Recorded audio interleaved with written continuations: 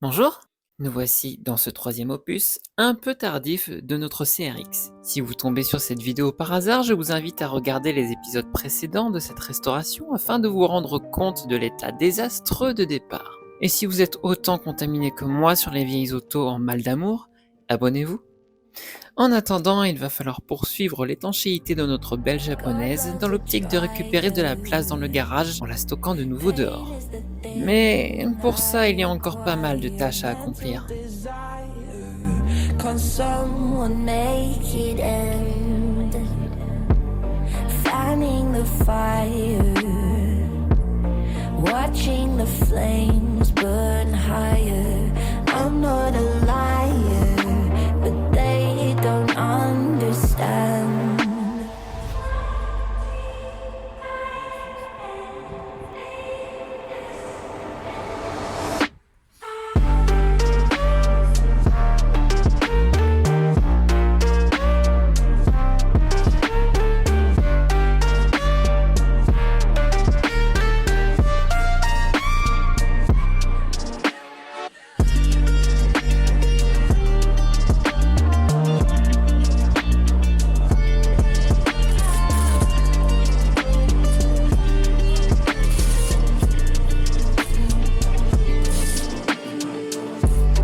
Where is the meaning?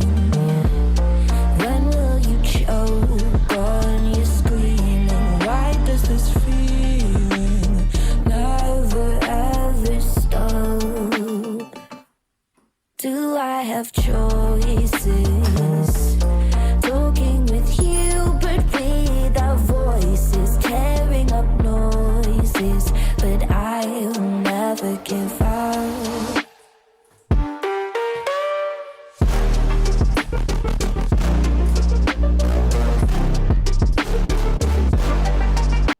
C'est une catastrophe.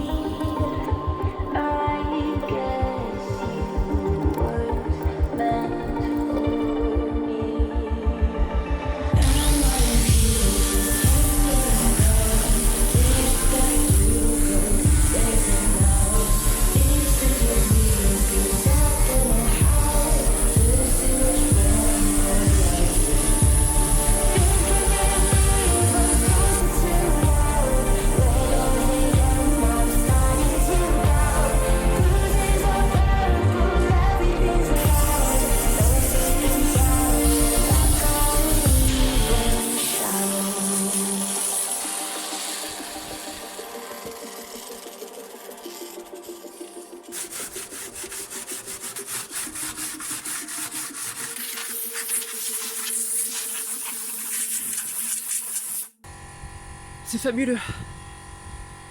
Voilà à peu près 3 heures que je ponce dans mon jardin. Et je n'aurais jamais cru qu'une telle rouille pouvait provoquer de tels trous. C'est formidable. Si je devais résumer la situation en quelques mots, c'est la merde. Oui, ça l'est. Et pour finir de ronger le peu qu'il reste du tout ouvrant, j'applique généreusement du destructeur de rouille. Normalement, dans 10 minutes, le toit aura complètement disparu. Non, blague à part, il est quand même bien attaqué. Et le fait de faire ça dehors en température négative ne m'aide pas trop à rester, disons, optimiste. Non mais franchement, regardez-moi ce truc. C'est désespérant, je ne sais pas s'il faut rire ou pleurer à ce stade tellement l'avenir de ce morceau de ferraille est incertain. Eh ben, il est sacrément pourri, hein. Et j'ai pas trop d'options. En trouver un d'occasion, c'est presque une blague, parce qu'ils sont tous dans le même état. En acheter un en fibre, c'est pas donné. Ça coûte entre 160 et 200 euros, peut-être même plus. La seule et dernière solution que j'ai, c'est de le fibrer. Ah, elle a dit fibre de verre. À la boulette.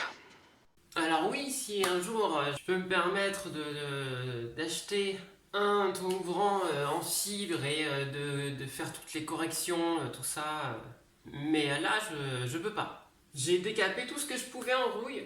Je l'ai laissé vraiment tremper avec une solution d'anti-rouille, phosphatant, etc. Et là je vais faire ce qu'on appelle du travail de merde, mais j'ai pas le choix. Je vais donc combler tous les trous. Oh, ça me fait mal au cœur de dire ça. Je vais donc combler tous les trous à la mousse expansive, sculpter toutes les zones qui n'existent plus, recouvrir de fibres de verre, tout ça. Donc ce qui fonctionne bien en fait, c'est d'avoir éliminé au maximum la rouille et de l'encapsuler. C'est un peu comme faire un véhicule RAT, c'est-à-dire qu'on lui donne une certaine patine avec une rouille et puis on vient l'encapsuler pour que la rouille ne progresse plus. Allez, c'est parti!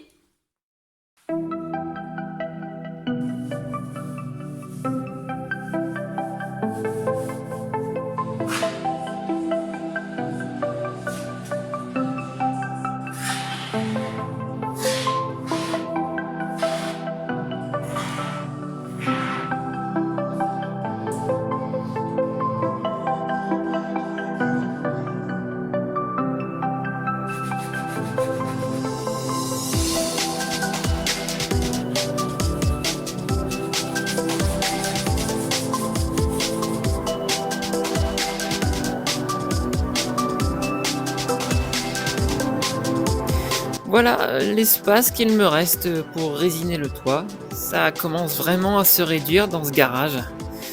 De toute façon, j'ai pas vraiment eu le choix car il s'est passé un truc pour le moins inhabituel à La Rochelle. Comme vous pouvez le voir, on a une belle épaisseur de neige et ça c'est plutôt rare. Donc c'est parti pour une séance résine polyester et fibre entre la litière des chats et la machine à laver. On mélange bien ensemble résine et durcisseur avant d'appliquer car vous pourriez vous retrouver avec des parties qui ne sécheront jamais et ça, c'est une misère.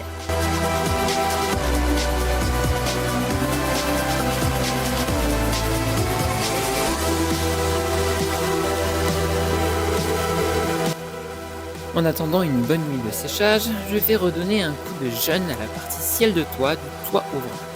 Pour ça, j'avais en stock un tissu effet Alcantara. Il a fallu dégraisser à fond à l'acétone cette partie pour maximiser l'adhérence.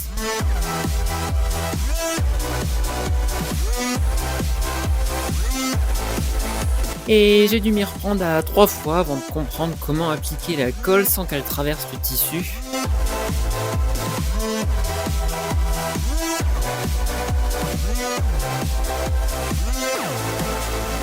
Mais j'arrive finalement à un bon encollage et une belle application, sans faux plis.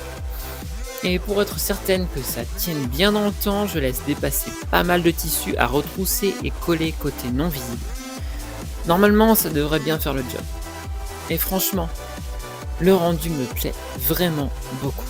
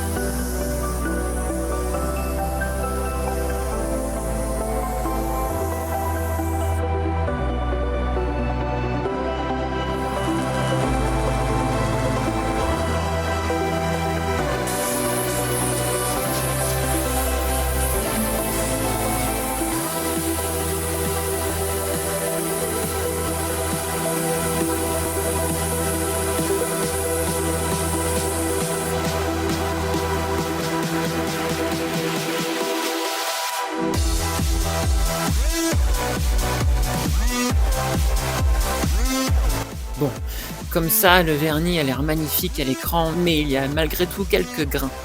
C'est l'occasion de faire un polylustrage dans la maison, au chaud, mais en dégueulassant le carrelage, les murs et à peu près tout ce qui se trouve autour en fait.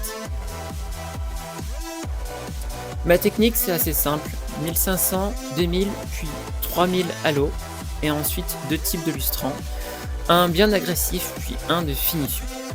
Le rendu est vraiment sympa et sublime cette merveilleuse teinte noire métallisée.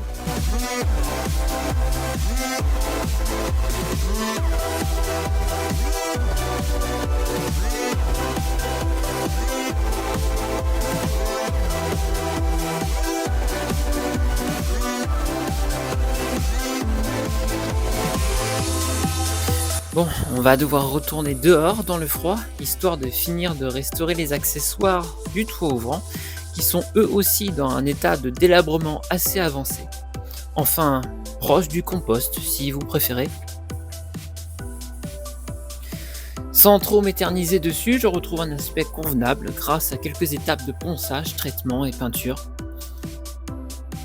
Ce qui va enfin me permettre de réassembler cette usine à gaz. Et pour ça, je m'installe dans l'endroit le plus approprié, la cuisine.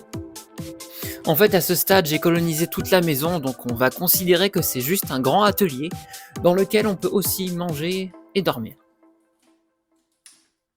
Admirez comme je manipule tous ces éléments comme si c'était du cristal. Remarquez, au vu du prix des pièces d'occasion, il y a de quoi stresser à chaque serrage de vis. Mais au bout du compte, tout ce temps passé dessus offre finalement un résultat plutôt convaincant.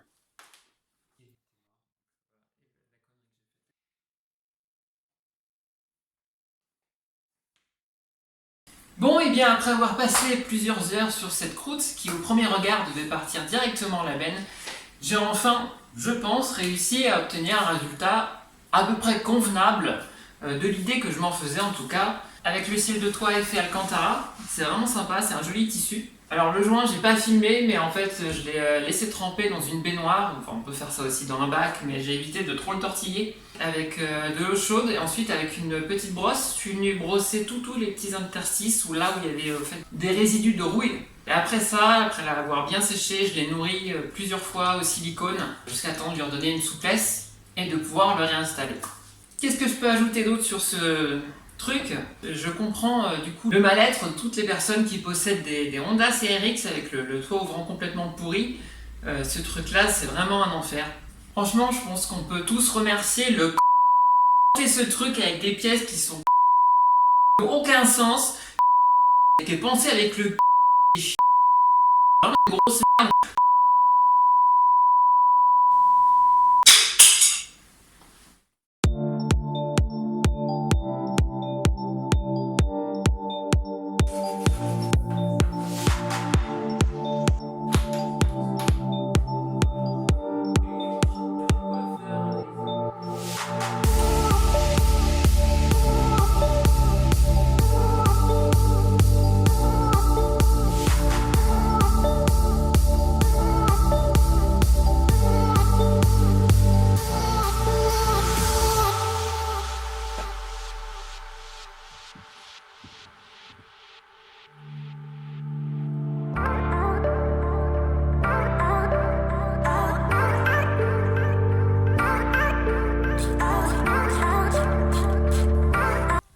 Davis.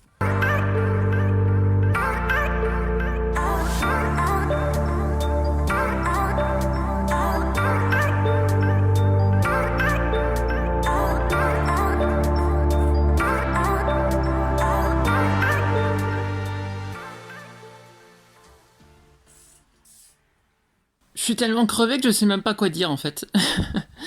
J'ai passé beaucoup trop de temps sur ce toit ouvrant, vraiment chiant. Ça m'a un peu plombé le moral, parce que ça retarde énormément la sortie de la vidéo. En soi, les choses qui me restent à faire, ça va aller quoi, c'est le haillon. Je dois reboucher les trous. Les trous de l'aileron d'origine, puisque je vais en mettre un autre, d'origine également, mais d'une version plus récente.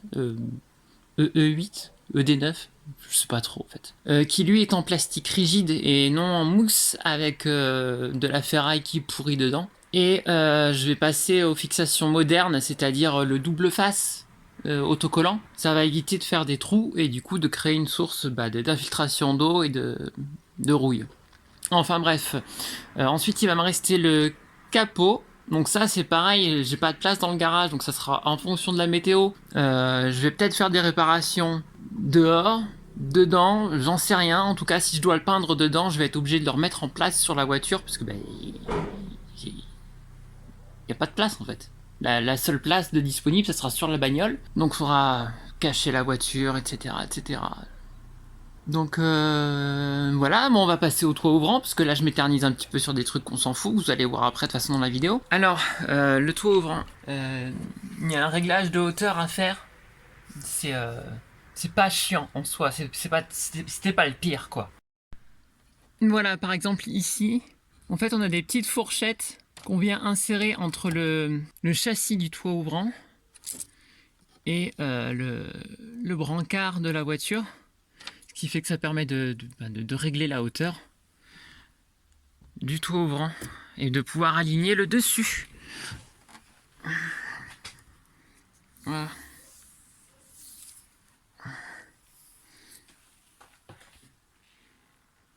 Focus. Si quelqu'un a par hasard chez lui une palette de courage version XXL, contactez-moi via Instagram parce que là ça devient difficile. Je vais me mettre sur le haillon. Je vais d'abord boire une soupière de café puis je m'y mets. Alors après analyse, je peux vous dire que ça là, c'est pas les trous d'origine. À mon avis, elle a eu un joli petit béquet tuning rebouché au mastic de salle de bain. C'est génial, hein? On peut voir que l'alignement, là, il est parfait. Ça c'est le trou d'origine. Et ça, à côté, c'est les trous magnifiquement alignés. Non mais comment on peut faire ça?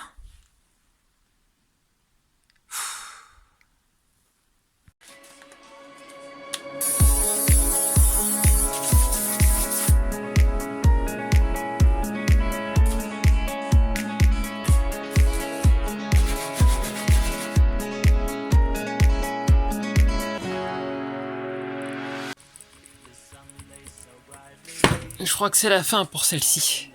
Du coup, ça m'a tellement gonflé que j'ai pas filmé le restant des soudures et des meulages parce que j'ai passé mon après-midi à essayer de rafistoler une machine. Et là, je viens d'appliquer le mastic. Voilà, le mastic. Je sais plus. Le mastic armé, voilà. Je vais le sécher, le poncer et après on verra pour mettre du mastic de finition et faire l'après-garnissant. In our ashes, feeling the sunshine once again. I move to the horizon, feeling the sunshine once again. Feeling the sunshine once again. Feeling the sunshine. Là, j'ai fini toutes les petites finitions de mastic. J'ai bien tout caché, j'ai graissé.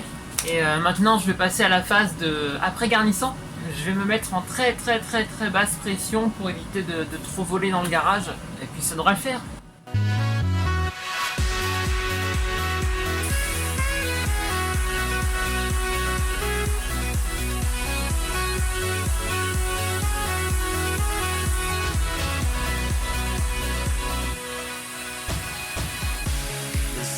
So brightly up in the summer sky, I shouted at the mountains, watch me shine and fly.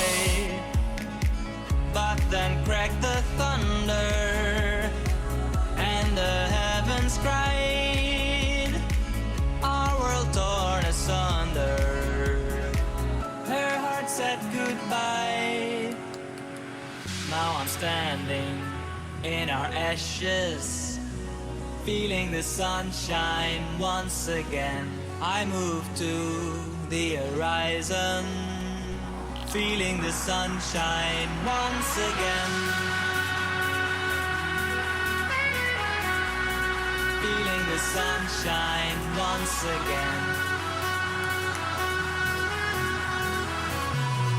Feeling the sunshine once again.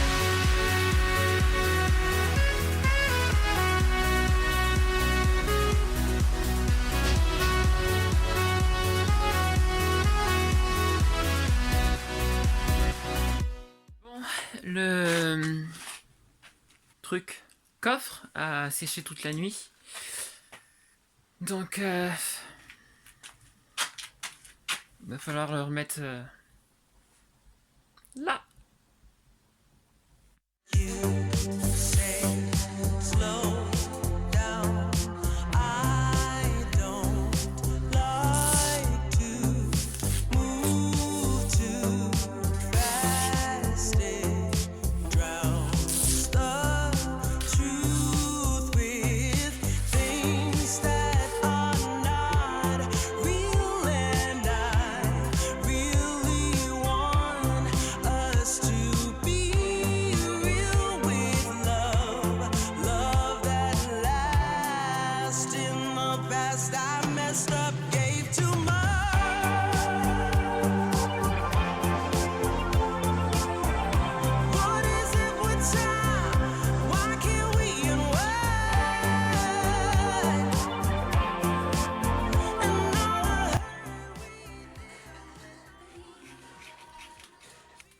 J'ai oublié de vous montrer, enfin de filmer dans la dernière vidéo, le faisceau ici était coupé, ce qui permet d'avoir le dégivrage de la lunette arrière. Et c'est très très con parce que en fait j'ai remarqué qu'il avait été coupé plusieurs fois et ressoudé plusieurs fois, donc j'imagine à chaque fois qu'elle est passée en cabine de peinture. Donc moi j'ai fabriqué un système. Attends, parce qu'il doit y avoir un système. Un système à base de connectique comme ceci, qui passe à l'intérieur du montant arrière et il y a juste à déclipser quoi, au lieu de couper.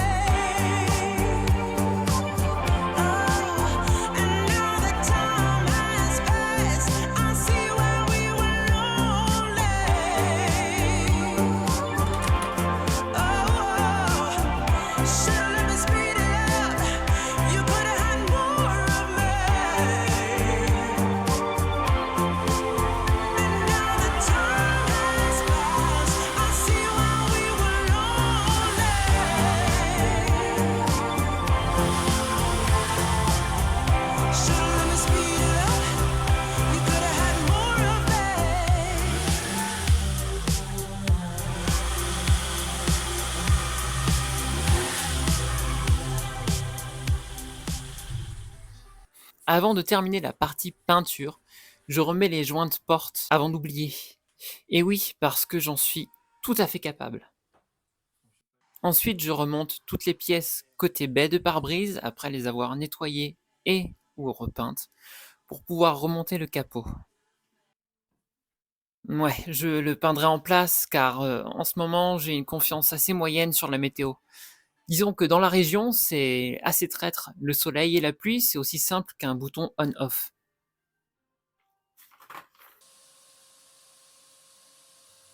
J'avais déjà passé un ponçage qui a mis en évidence quelques défauts, et il ne me reste plus qu'à affiner les mastiques.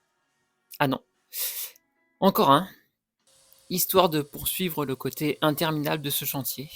Mais bon, laisser un défaut sur un capot aussi plat, ça ferait vraiment tâche. J'apprête uniquement les zones à risque avant de passer à la base. Dans l'ensemble, le capot est plutôt propre.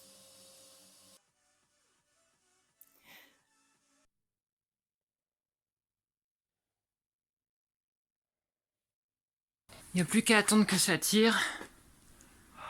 Je crois qu'il fait froid dans le garage. Il n'y a plus qu'à attendre que ça tire. Là, j'ai appliqué la base. Je pense que je vais l'aider avec un décapeur thermique. Et puis après, bah, on va vernir.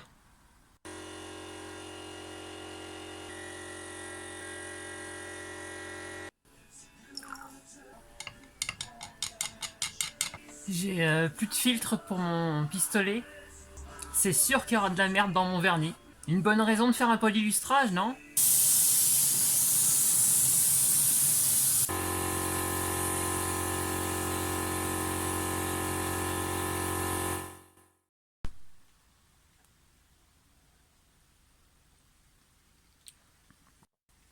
Oh. Alors hier, il y avait absolument toutes les conditions réunies pour faire de la merde. Et c'est de la merde. J'ai presque honte de vous le montrer, mais je pense que c'est important aussi de vous montrer que, par exemple, ce que vous voyez à la télé, tout ça, c'est sur les émissions de restauration automobile, où ça se passe toujours bien, où les moteurs ils démarrent du premier coup, où les peintures sont merveilleuses. C'est du spectacle. En fait, ils ont les mêmes problèmes que nous, même si, bon, effectivement, je travaille dans des conditions un peu particulières. La réalité, c'est t'as des emmerdes jusqu'au bout, et le résultat définitif, c'est quand t'as réussi à résoudre tous tes problèmes les uns après et les autres. Donc hier, il faisait pas beau, j'ai peint en intérieur, je sais pertinemment que je vais avoir des grains dans mon vernis. Mais là quand même, on s'approche de la surface lunaire. Je vous montre. Voilà, alors je sais pas si on va voir à l'écran, mais voilà, là, ce genre de truc... Ah, ces petits picots, ça, c'est des cailloux, hein. C'est de la merde hein, qui est sortie de mon pistolet ou qui s'est déposée avec le vent. Polylustrage. Le fait de faire des vidéos sur YouTube, pour moi, c'est du partage. Et c'est de montrer ce qui peut fonctionner et ce qui ne fonctionne pas. C'est comme la réparation que j'ai faite sur le toit ouvrant. Il y a plein de gens qui n'auraient pas osé le faire ou qui n'auraient pas osé le montrer par peur de se faire pourrir en commentaire. Bah voilà, moi j'essaye. On verra ce que ça donne et je vous tiendrai au courant dans les semaines à venir, dans les mois à venir, hein, au fur et à mesure de la restauration. Voir si ce toit ouvrant bouge, et puis on verra. Ça fait 3 minutes que je parle là, mais il va certainement être temps que je me mette au polylustrage parce que la surface lunaire du capot ne va pas s'enlever toute seule. Donc on s'y met.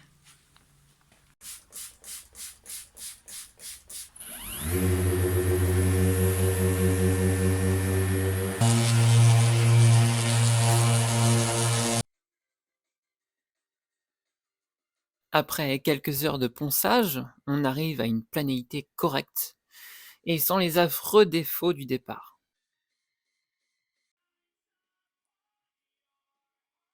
Je vais pouvoir enchaîner sur le lustrage qui lui aussi était interminable. Mais sincèrement, ça vaut tellement le coup de se donner autant de mal.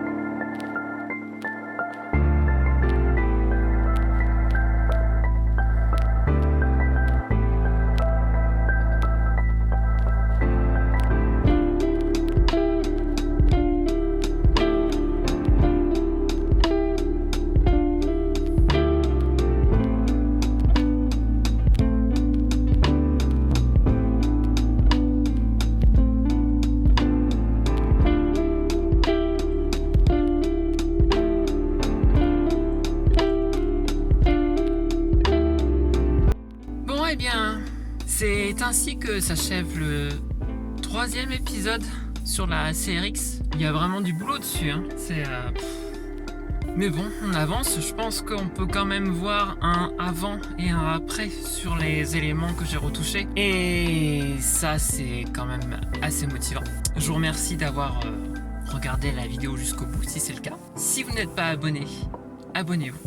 J'en profite aussi pour vous dire que le week-end du 26 avril, je serai présente au Classic Day à Nevers-Magny-Cours avec la Porsche 924. Si jamais vous souhaitez qu'on papote un petit peu voiture ancienne, n'hésitez pas à passer à Nevers-Magny-Cours. Je vous donnerai peut-être plus de détails dans la prochaine vidéo parce que là j'ai pas tout en tête. La prochaine vidéo, j'ai très envie de vous montrer une nouvelle épave qui est arrivée l'année dernière à la maison et qui me sert actuellement de daily, mais qui accumule des problèmes, enfin. Une idée à la Carole, quoi. Je pense que ça sera le sujet du prochain épisode. En attendant, portez-vous bien. Je vous dis à la prochaine et je vous fais de gros bisous. À bientôt. Bisous. Ciao.